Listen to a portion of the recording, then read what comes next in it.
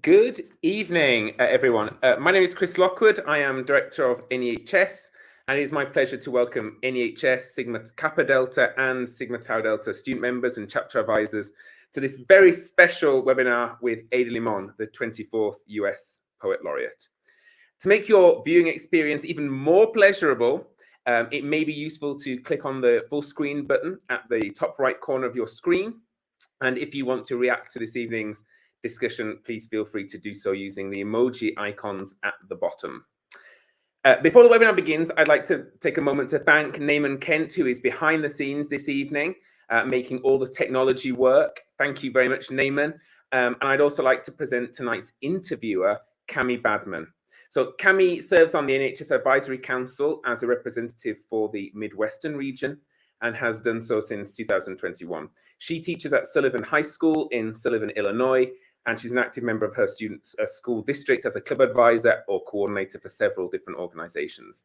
She's an English teacher, so obviously she loves reading, but she also loves watching her son play sport and in her spare time helps her husband coach middle school and high school baseball. On a personal note, I would like to add that Cami is also an exceptionally talented educator, a wonderful person, and that I am hugely grateful to be able to work alongside her on the NHS Advisory Council. So without further ado, let's get this show on the road and let me pass you guys over to Cami and Ada Limón. Good evening. Thank you for coming. I'm very honored to be here interviewing Ada Limón, the 24th US Poet Laureate. Ada Limón is the author of 6 books of poetry, including The Carrying, which won the National Book Critics Circle Award for Poetry. Her book, Bright Dead Things, was nominated for the National Book Award, the National Book Critics Circle Award, and the Kingsley Tufts Poetry Award.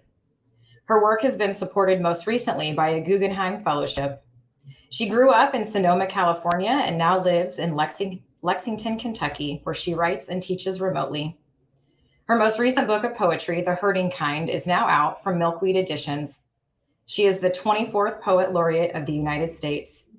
As the Poet Laureate, her signature project is called You Are Here and focuses on how poetry can help connect us to the natural world. The following questions have been submitted by students across the US and around the world. We've tried to include as many as possible. Without further delay, let's go ahead and get started. Our first question is from Erica from Science Hill, Kentucky, and she asks, why do you write? You know, I think writing for me is always a way of connecting to the world, of making space for myself in literature. Sometimes I don't see myself represented. When I was growing up, I didn't see myself as a Latina. Growing up in California, I didn't see myself represented in poetry, and so I write to make sure that I can see myself, that I'm represented. And I also write as a way of not just connecting with other humans, but a way of connecting with the world as a whole, with plants and animals and trees, a way of honoring, a way of remembering, and a way of recording moments of wonder that we so need. I love to hear that. Our next question is from Anaya from Oswego, Illinois. And she asks, when did you first start writing poetry? You know, I think I started writing poetry when I was quite young. I really began writing poetry and songs probably when I was 7 or 8. I didn't start taking poetry seriously until I was in high school and then more so in college.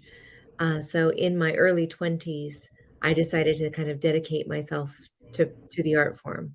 But I have always written. Not everybody is like that. I think, Sharon Olds, the great poet, always says that she was a late bloomer, but anyone who blooms is wonderful. So for me, I started quite young, but I don't think you have to start that young in order to be a poet.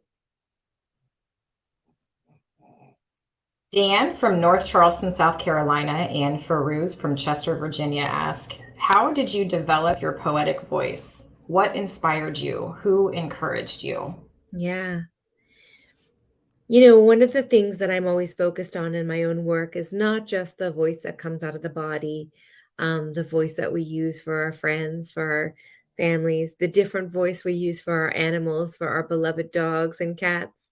Um, but I think that also I'm very interested in the voice that's underneath the voice that we hear when we're not speaking and we're all alone. And it's that voice that is us, that we know is us. And I think that to me is really what I'm looking for when I write a poem, is a way of bringing that to the forefront, the part of me that is at one with silence. So that's a big part of how I find my poems and my own voice. And, you know, I was very encouraged by a teacher when I was in college named Colleen McElroy, a wonderful poet. She's in her 80s now. And she pulled me aside and said, you know, I think you could get an MFA in poetry, which is a Master of Fine Arts. And up until then, I didn't think that that was something that not only could I do, but I didn't know it existed. So it was a real gift to have her encouragement. Absolutely. Silence can be difficult for a lot of us, and I love to hear that that's where your inspiration, or a lot of your inspiration, comes from.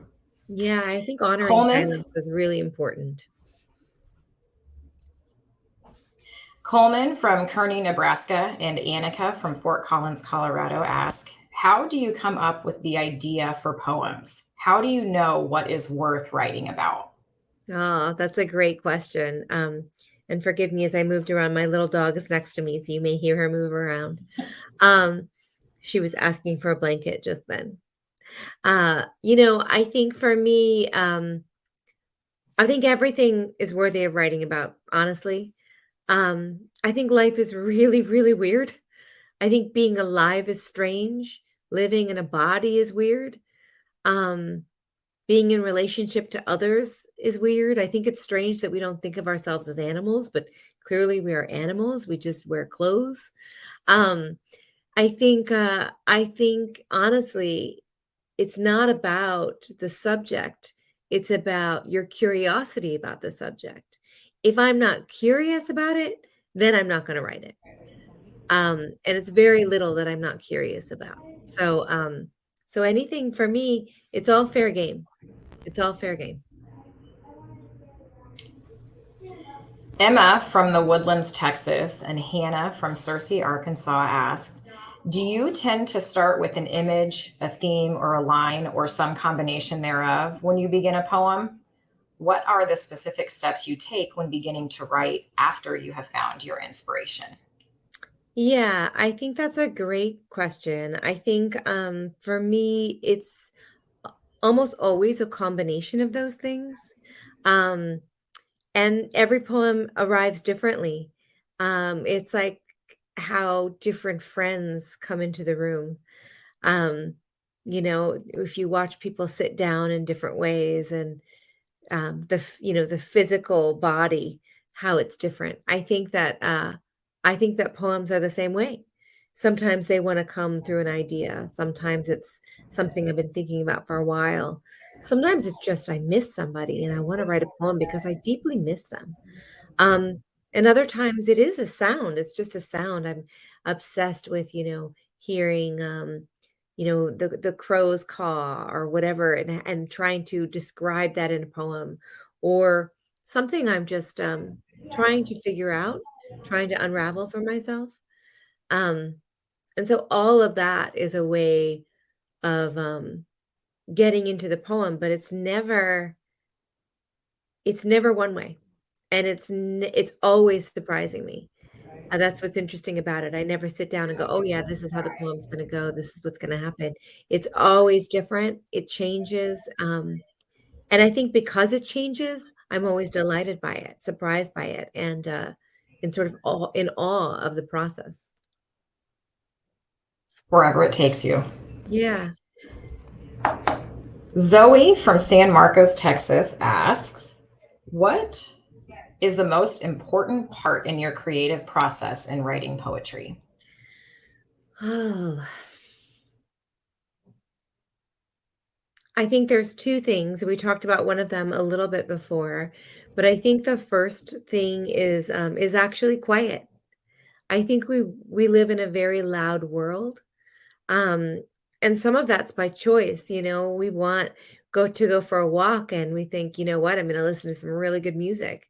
I'm going to listen to Beyonce, or I'm going to listen to Rihanna, or I'm going to listen, to a podcast that I'm interested in, or I'm going to listen to a book that I need to read for class, or, something you're always thinking about. Or you call your mom, you call your friend and you connect. And all those things are beautiful and wonderful things to do.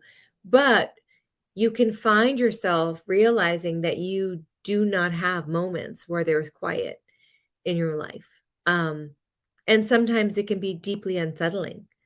And I find that even asking myself sometimes to be quiet for 5 minutes is difficult. I meditate every day, sometimes twice a day if I'm lucky. Um, and those are places where I am reminded, oh, this is who I am. And it's very easy to want to escape the self.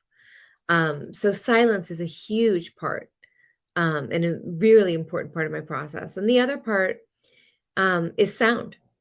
So they go together, but it's the sound. So when I'm making a poem, yes, there are ideas and language and words and syntax and images and caesuras and line breaks, but there's also a lot of interest in what makes the interesting sounds, you know?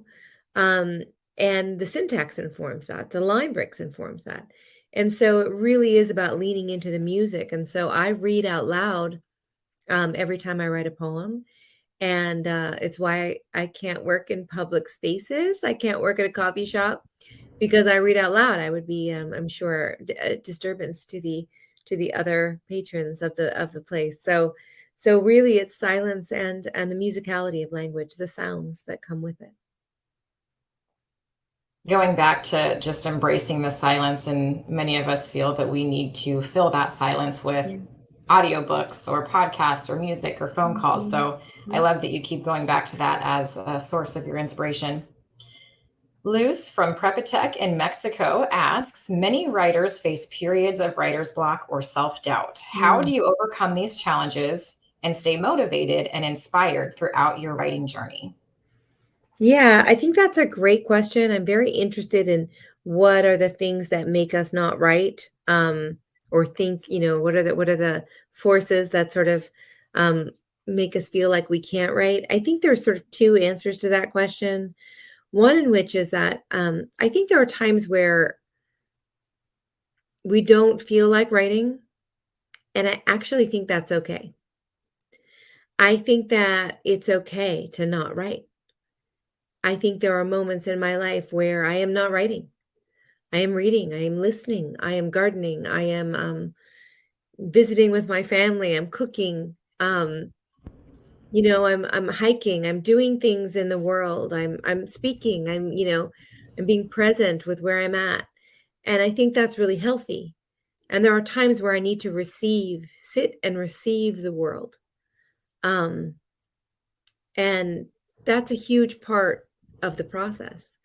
And so I have to listen to that. So there are times where I think, oh, I need to actually just receive, not put anything into the world, receive it. But then secondly, I think that there are times where I want to write and I feel like writing, but nothing comes to me. And I think that is usually because not because I don't have anything to say, but because I have too much to say. I think that it's usually a artifact of overwhelm is that feeling. So when you feel completely overwhelmed, how can you write? Because everything's a subject, everything's important, everything's happening at a 10. Um, and so in order to get into a poem or to remind myself, okay, how to begin, I will start with a simple exercise. Sometimes it's literally just looking at my desk and writing a poem about it or writing a little description of it. Just starting very small, because I think sometimes we need to close, to close the funnel, so that we, make the lens smaller, so that we can make sure that we're paying attention. And I think when we're on overwhelm and when there's too much happening in our life, we may want to write, we may know we need to write, but it's too much. And so you have to narrow your focus. So those are the two ways of looking. One is to, to not write and take a break from it. I think that's very important. And the other thing is to narrow your focus, to really lean in to what's right in front of you. Start with the minutia, focus on the microcosm. And from there, the poem will happen. I think that's great. Philip from Denton, Texas asks, as you are writing, how do you determine what the form of a poem will take? I'm a very, everyone is different. Every artist, every creator is different. For me as a poet, the form and the poem almost always happen at the same time. I will know right off the bat, oh, this is long lines. Oh, this is short lines, or, oh, this is a sonnet. So I find myself shifting towards the subject, and the poem informs all the time. So the form, the subject matter finds its container. And that to me is a really beautiful thing. Very rarely do I think, oh, you know what? This is a prose poem. I'm going to take out all the line breaks, or this is a sonnet and I'm going to force it into 14 lines. Sometimes that happens. But for the most part, because I work in sound and musicality so much, I'm informed by the way a line break sounds, and the way the compression of syntax sounds in something that's shorter versus longer. And so almost always the form and the poem and the subject all happen at the same time for me.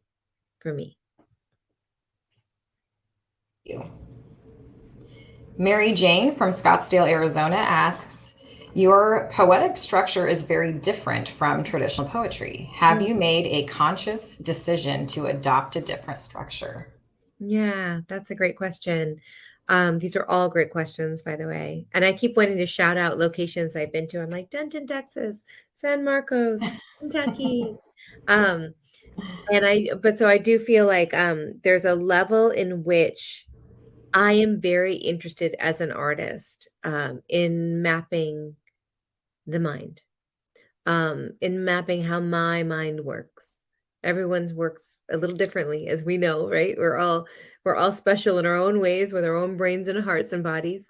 And I think that for me, I'm very interested in what it is to really try to figure out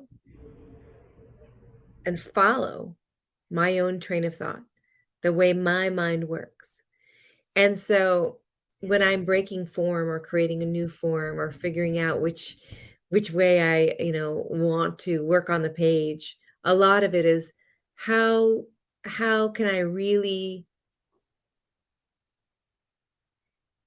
not only map the mind, but stay true and honor to the inner voice, and not always like, oh, someone else is going to read this, or I need to do this to make it a poem, but really follow it.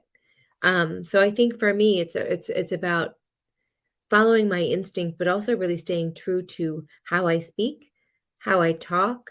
You'll notice in my poem, sometimes there's a line of dialogue or something a friend says or some music, because when I move through the world, those things are in my life. Or, suddenly I'm looking at a bird. It's not because I think this poem needs a bird.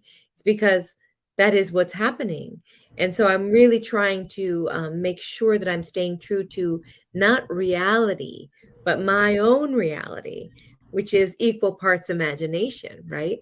And so I think when I'm breaking form or creating new form, it's because I'm really trying to stay true and honor what's happening in this selfhood, in this presentation of selfhood. Sarp from Richmond, Virginia asks, what is one poem that you keep going back to and why? Which poem has shaped your writing the most after its creation and why? Mm. It's so hard to pick favorites, my friend. I find it very difficult. It's like a hierarchy. It'd be like, asking me to choose my favorite animal. Um, I think I really do think that a poem that changed me forever is the poem One Art by Elizabeth Bishop. It's a villanelle. It's about love and loss. Um, and, it's the art of losing.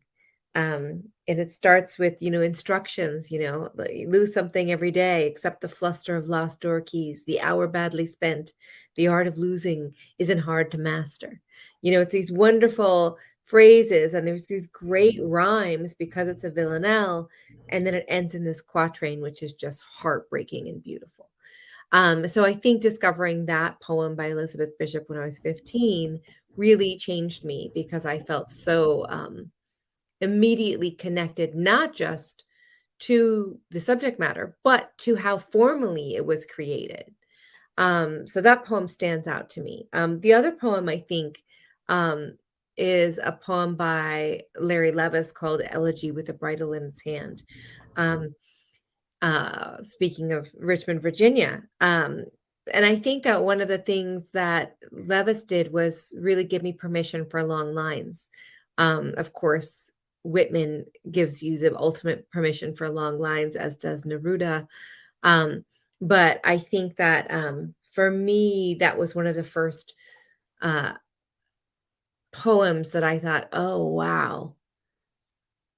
It is almost instructions on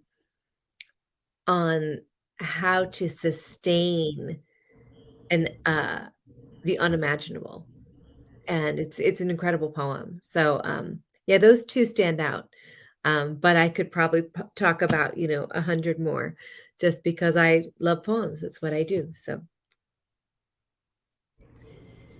Lucero from Prepatech in Mexico asks, what was the poem that took the most courage to write?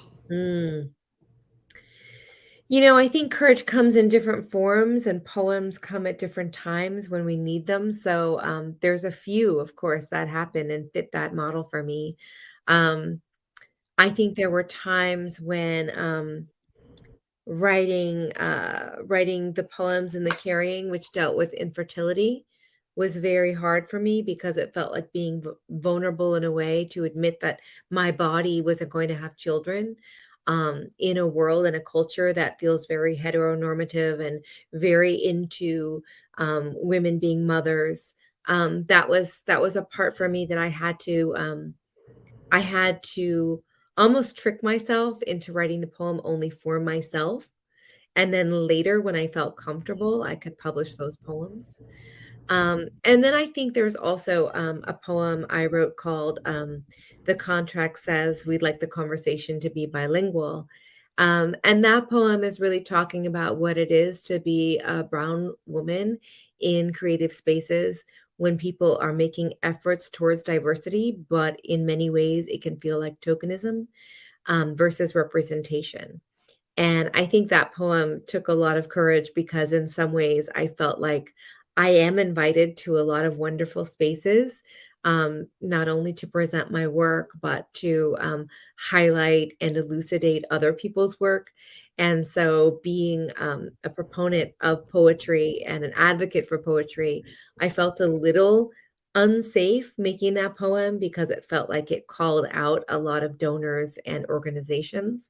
But at the same time, I felt like it was really important for me to write, and to pay homage to all of those people that have similar circumstances when they move through the world as artists.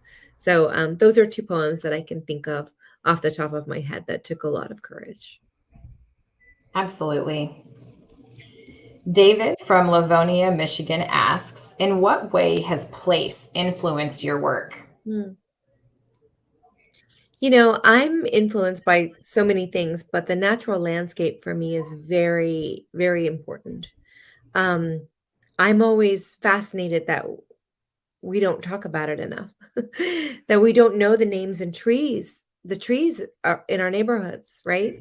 Um, like a beautiful thing to do is to just go around your neighborhood and name the trees, figure out what they're called. Um, and I lived in Brooklyn for 12 years, so you can do it in many different places in the world. It can be a very cement place and you can find beautiful trees to name and love and identify. Um, but the average American can name and identify 100 brands and logos, but we can't name trees or plants. And so I think landscape was very important to me because it makes me feel connected to the place.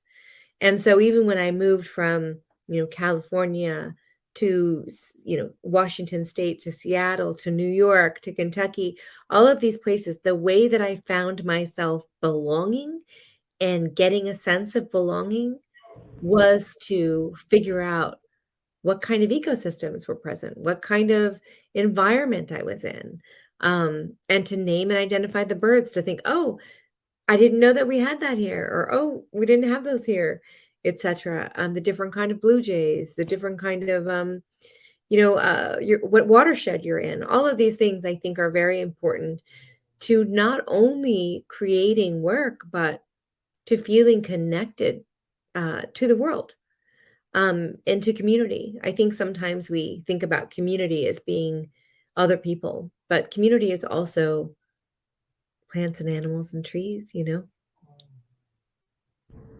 I think your response to that question is probably going to inspire several of us to check on our connectedness to our place. So I appreciate that. Good. Thank you. Please do. Please do. And I will say, Yes. it's easier as we approach, as we get into the fall season, it's easier now. Don't do what I did and decide to do identify all the trees in winter. It will be harder in winter. So, just if you would like to give yourself a little fall adventure, do it now. Great advice. Keisha from Southern New Hampshire asks, if you could travel anywhere to be immersed in inspiration for your poetry, where would you go? This is such a great question because I've traveled a lot in my life. I've been very lucky in that way. And yet there's so many places that I haven't seen yet. And I think that I just came back from going to Montana for the very first time, and visiting an ancient old growth forest, which was incredibly moving. A forest that has never been burned, which is very rare. I mean, not even by, natural fire. And it was so moving to me to move in a natural space that has very little human interaction. It's known, the Kootenai Forest, it's known as the Grizzly Corridor. I am very scared of bears, and yet I hiked in it to write a poem about it. But so I think that where I'd want to be would have to be someplace where nature doesn't have to necessarily be untouched, but that it feels like the main event, if you will. The ocean is like that for me. And but the forest, the desert, it's always the natural landscape. And there's so many places around the world that I haven't seen.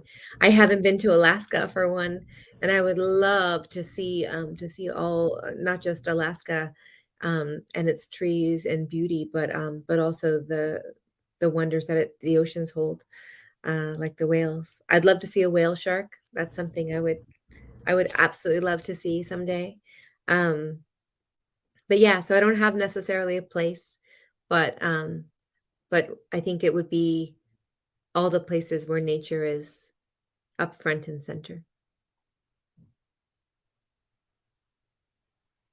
Zanera from Edison, New Jersey asks, which other poets do you look to when crafting your poems? Who inspires you as a writer? Yeah, that's a great question. It changes, I mean, like all of us, it's like, what songs do you want to listen to? And you're like, well, Sometimes I want to listen to this song. Sometimes I want to put on this album, right? So it changes on depending on what my mood is, what I'm working on, what I want to accomplish. Sometimes I want a more formal constriction, and so I'm like, okay, I want to look at sonnets. I want to look at Shakespearean sonnets. And then sometimes I'm like, oh, I want to break out of everything. Who's doing something really interesting and new, And then I'm like, oh, it's got to be like Douglas Kearney, who really talks about distressing the poem instead of polishing the poem. Natalie Diaz, who's a contemporary and a dear friend, love Natalie's work. And I'm always inspired and my mind gets ignited when I spend time in her books. And then I think there are others that I return to again and again. And some of those are Gabriela Mistral, who is a Chilean poet. It was actually Pablo Neruda's teacher.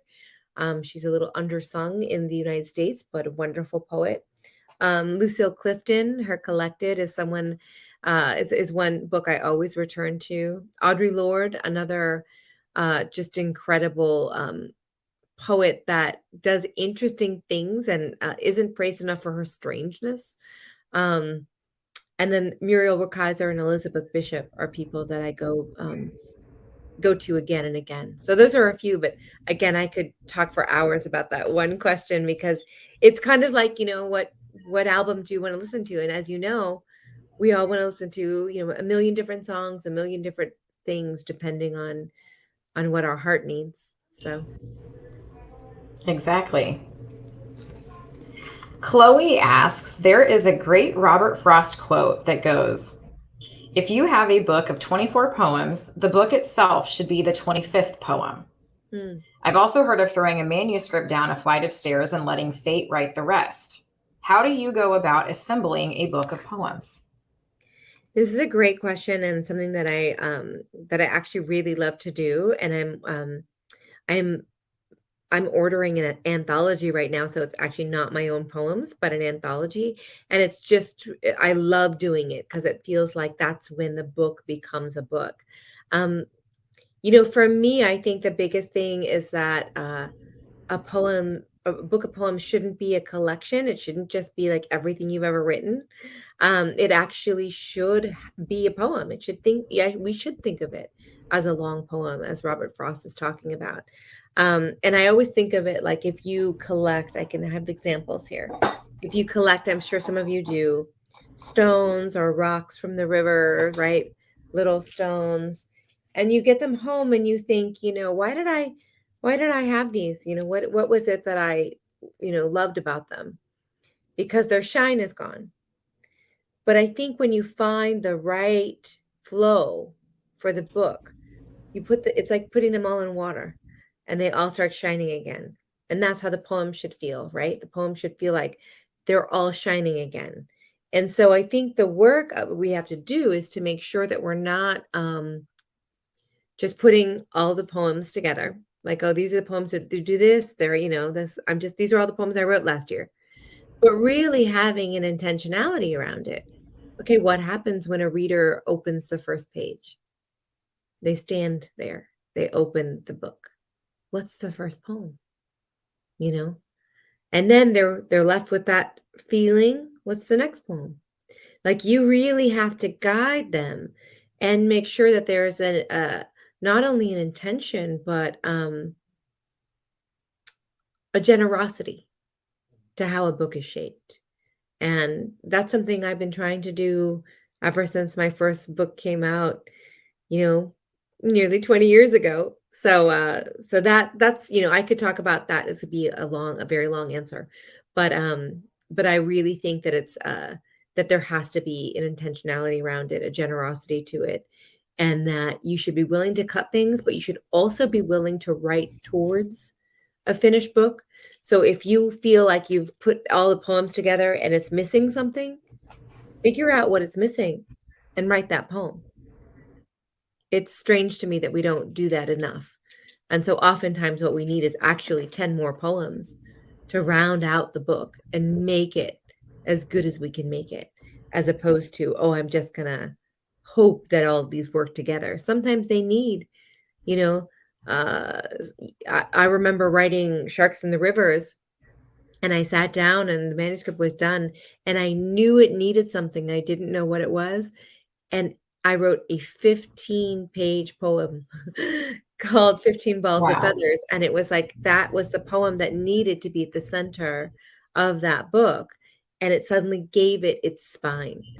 And so I think we just shouldn't be scared to add and contribute to a manuscript in order to really make it the manuscript that we love with our whole body.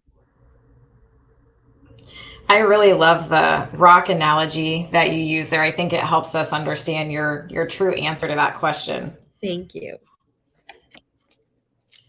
Haley from King of Prussia, Pennsylvania asks, how do you go from writer to published author? What was the process of getting your first collection published like?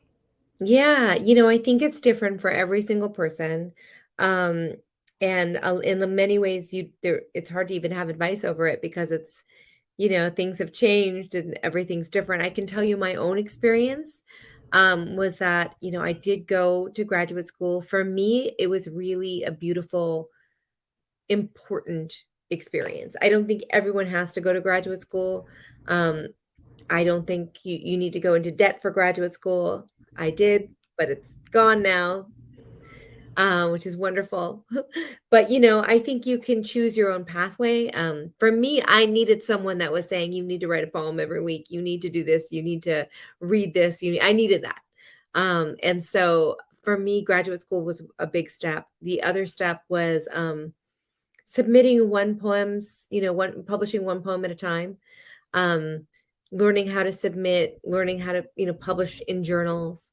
And that sometimes just took getting rejections or sending things out and then realizing there were typos in it and thinking, of course they weren't going to publish that. There were typos all over it, and not beating myself up, but fixing the typos and sending them somewhere else, and I think that that's it's a big part of being an artist is figuring out who you want to connect with, where you want to send your work, and also imagining a reader on the other end. We write a lot in isolation, and so it's very important to think about, okay, what's this community? How do we build towards something? And submitting is a big part of that. It's figuring out what you want to read, the journals that you do read, the online spaces that you do read, and publishing there. You can always self-publish if you want. I didn't choose to do that, but you can. It depends on who you are and what you want. For me, I don't do that because then those poems sort of exist forever. And if someone were to ask me for unpublished work, actually self-published, even on Instagram or a blog, etc., those are already out in the world. That counts as publishing. And then the other thing that happened to me was that I decided when I was ready to enter book contests. And first book contests, there's quite a few of them. A lot of them are really wonderful. Some of them aren't first book contests. You can submit even if you have a first book out. And my first two books were contest winners. And so it took a lot of, sending out and realizing that it might not happen. And then two phone calls came within 6 months of each other. And I got two books came out within 6 months of each other after almost five years of trying. So, I think I think everyone has their own pathway. But I think the biggest thing you can do is figure out what spaces you want to be and try to manifest that for yourself.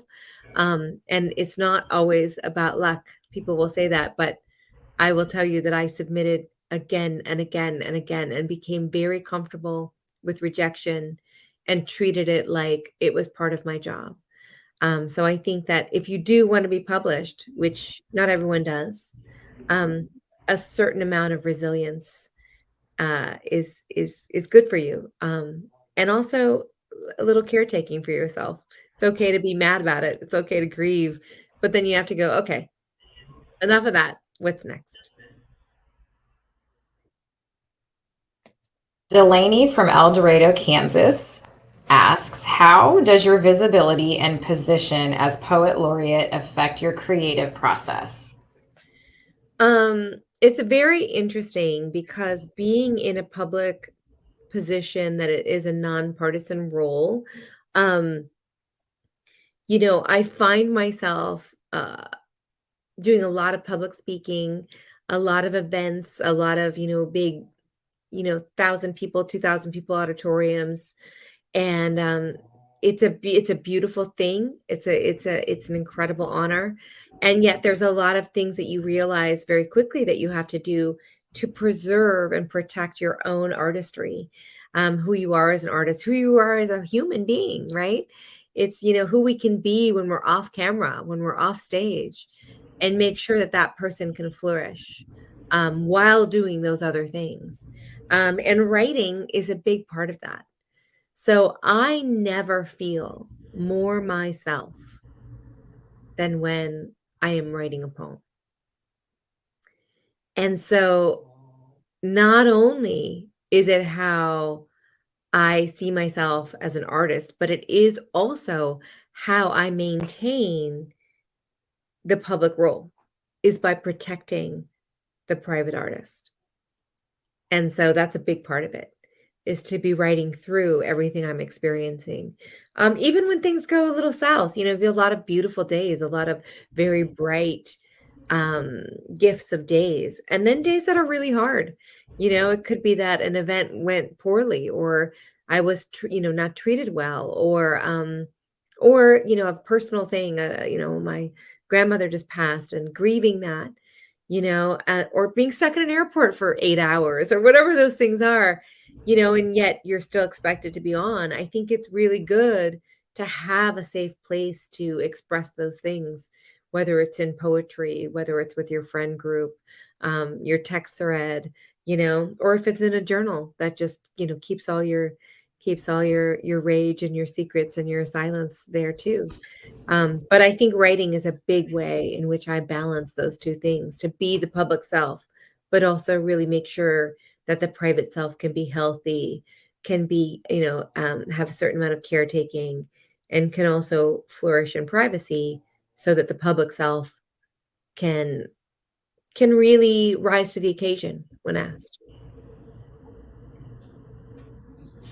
Henry from Richmond, Virginia asks, what do you see as the role of the Poet Laureate in contemporary society? Yeah, it's a great question. I think the biggest thing that I think about, and that I really think Dr. Carla Hayden, the Librarian of Congress, has tasked me with, is to make poetry more known, to make it more accessible, to elevate it in the terms of art, um, and to elucidate it on some level, to shine the light on poetry.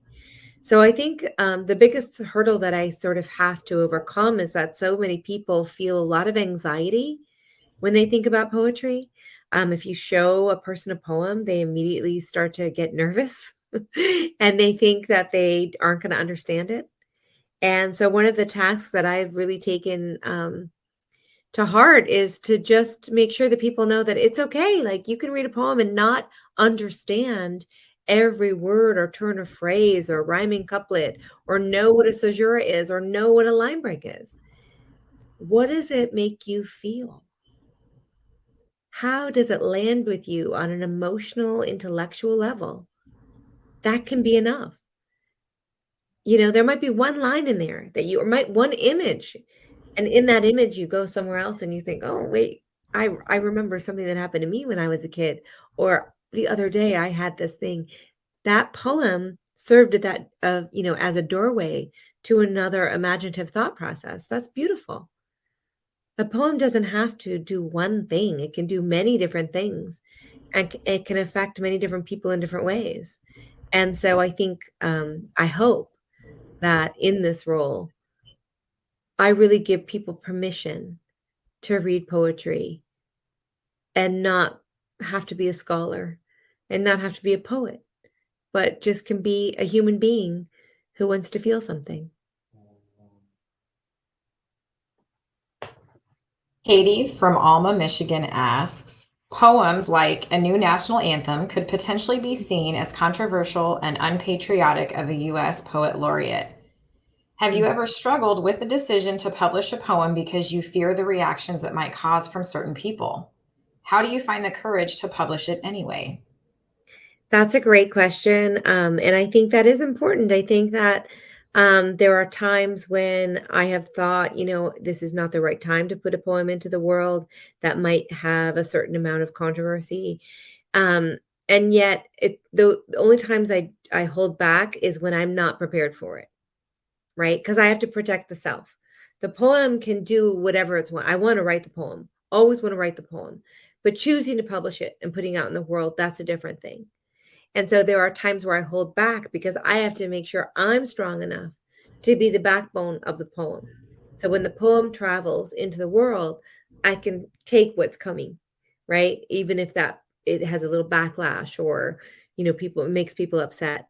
So that's a big part of it is to not only find the courage to write the poem, but then also figure out when I'm ready to put that poem into the world. And sometimes I'm not.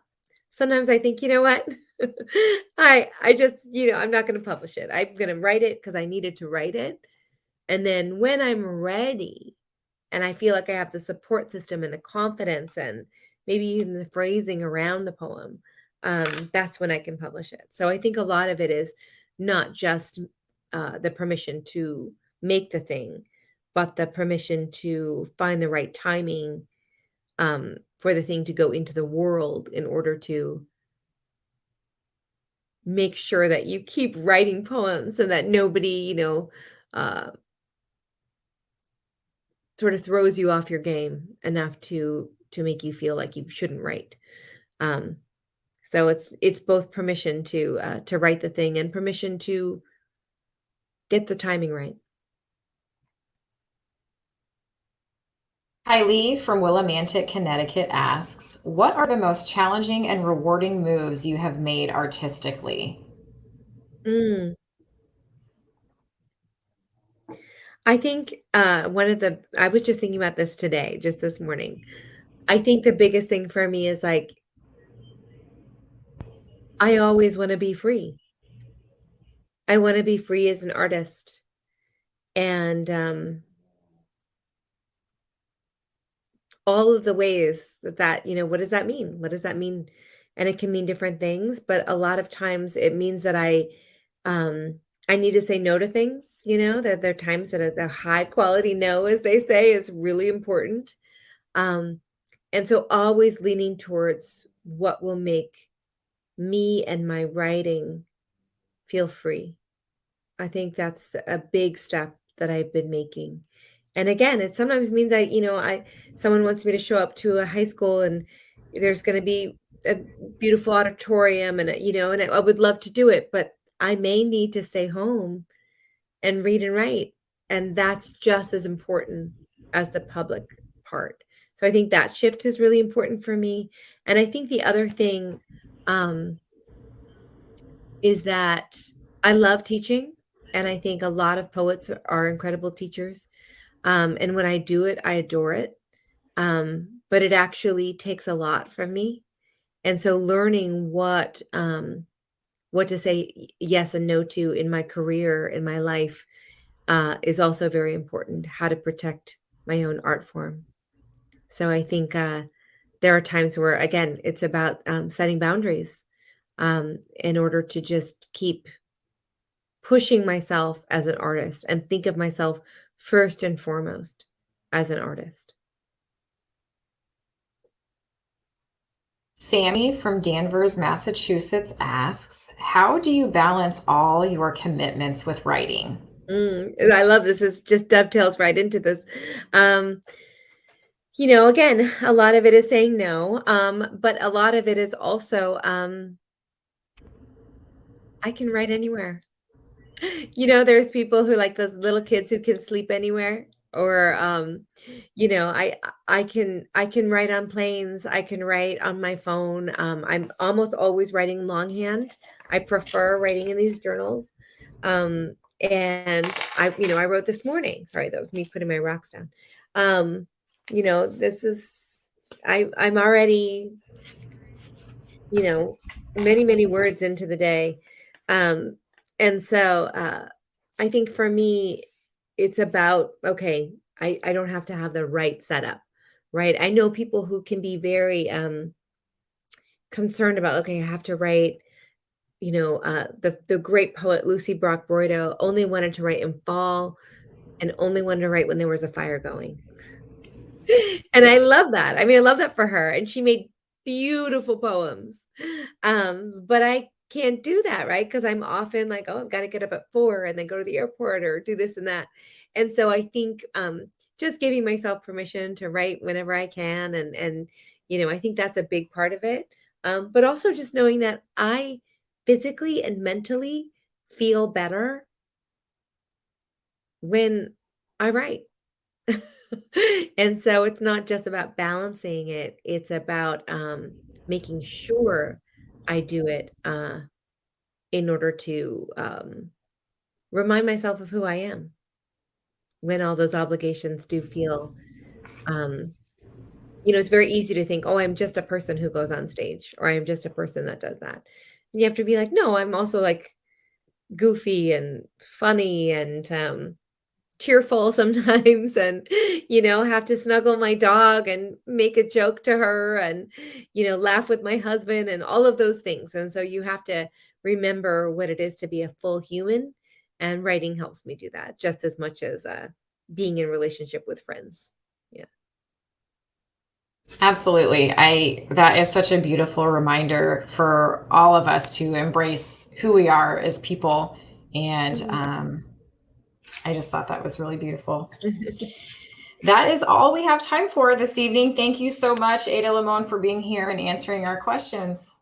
Oh, it was so beautiful. The questions were really wonderful and got me thinking. So I appreciate everyone who wrote in and everyone who's watching. It was really wonderful.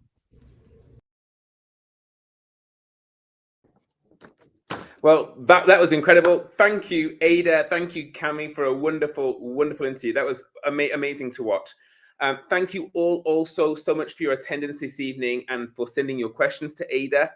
We weren't able to get through them all, but there will be some bonus material made available on the Sigma Tau Delta and NEHS YouTube channel. You can find that at Sigma Tau Delta English. If you click to subscribe, then you will receive updates and you'll receive interesting video content from us. And let's be honest, who wouldn't want that? I'd also like to remind NHS student members about the Poetry and Performance Creative Challenge, which is based on Ada's poems in The Hurting Kind collection. The deadline for that is October 10th, and we do hope you'll be interested in submitting your written and performed works to that competition. That's all for now, but we'll be in touch and we hope to see you at future NHS events. Good night.